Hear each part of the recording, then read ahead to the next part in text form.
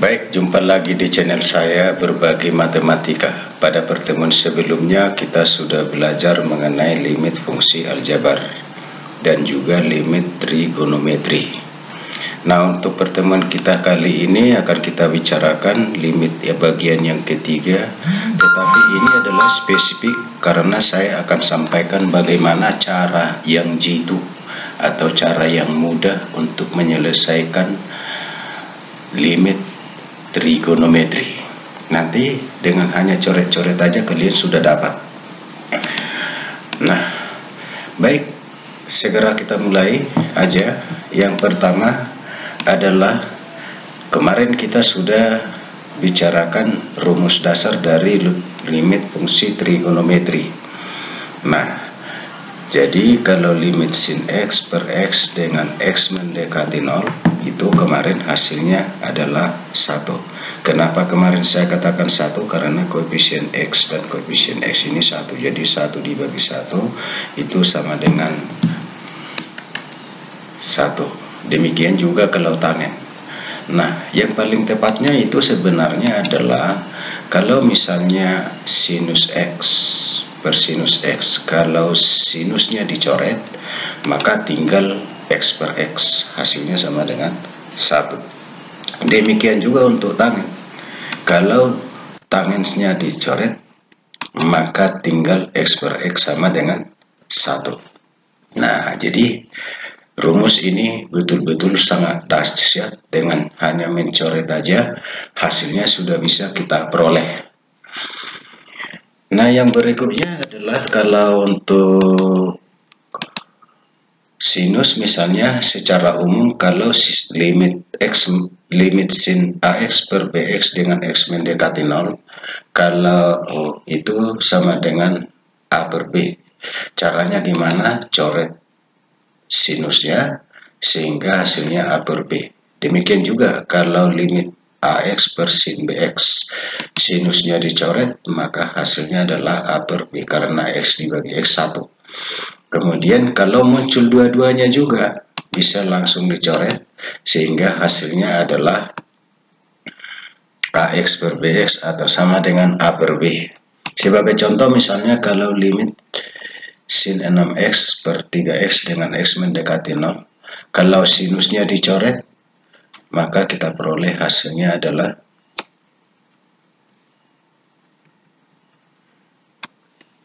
per 3 sama dengan 2. Kemudian kalau ini juga limit 4X per sin 3X, kalau sinusnya dicoret maka kita dapat hasilnya sama dengan 4 per 3. Demikian juga kalau sin 5X per sin 7X, X mendekati 0, kalau sinusnya dicoret maka kita peroleh hasilnya adalah 5 per 7. Untuk tangen, kalau tangensnya dicoret maka hasilnya adalah AX per BX atau sama dengan A per B. Demikian juga kalau limit AX per tangen BX, X mendekati 0, tangensnya dicoret sehingga AX per BX sama dengan A per B. Demikian juga kalau sama-sama muncul tangen, berarti AX per BX sama dengan A per B. Nah, contohnya misalnya kalau limit tangen 7X per 5X, X mendekati 0, kalau tangensnya dicoret sehingga hasilnya sama dengan 7 per 5. Kalau kita buat contoh yang lain, misalnya limit 2X per tangen 9X dengan X mendekati 0, kalau tangensnya dicoret maka tinggal 2X per 9X sama dengan 2 per 9. Kemudian kalau muncul misalnya limit X mendekati 0, tangen 5X per tangen 11X, maka hasilnya 5 per 11. Nah, dicoret. Kemudian kalau sinus maupun tangen itu sama-sama hadir, apakah limit sin AX per tangen BX, X mendekati 0, ataupun tangen AX per sin BX, ya, maka kalau sinus dan tangennya dicoret maka hasilnya adalah A per B karena X per X itu sama dengan 1. Kemudian di sini juga tangens dan sinusnya dicoret maka hasilnya adalah A per B. Sebagai contoh misalnya limit X mendekati 0 sin 3X per tangent 2X, kalau sinusnya dan tangensnya dicoret maka hasilnya adalah 3/2. Kalau misalnya limit sin 12X per tangent 8X, maka hasilnya juga kalau dicoret hasilnya sama dengan 12/8 atau sama dengan 3/2. Nah, kita kembangkan lagi kalau bagaimana kalau yang muncul nanti di soal itu adalah 1 kurang cos AX.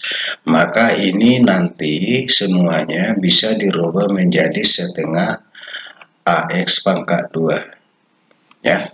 Jadi kalau contohnya misalnya ini adalah contoh yang saya ambil dari pertemuan sebelumnya. Nah, kalau kita masukkan X sama dengan MND 4 berarti cos 4 kali 0, 0 berarti cos 0 sama dengan 1. Jadi 1 kurang 1, 0. Kalau masukkan 0-nya kemarin berarti hasilnya 0, 0/0. Dan kemarin di pertemuan kedua itu tidak boleh. Maka kita siasati juga sudah kita kerjakan dengan konsep dasar di limit 2. Nah, di sini akan kita kerjakan dengan konsep yang lebih mudah, yaitu kalau 1 kurang cos 4X itu tadi berarti A-nya sama dengan 4, berarti kita peroleh setengah 4X pangkat 2 per X kuadrat.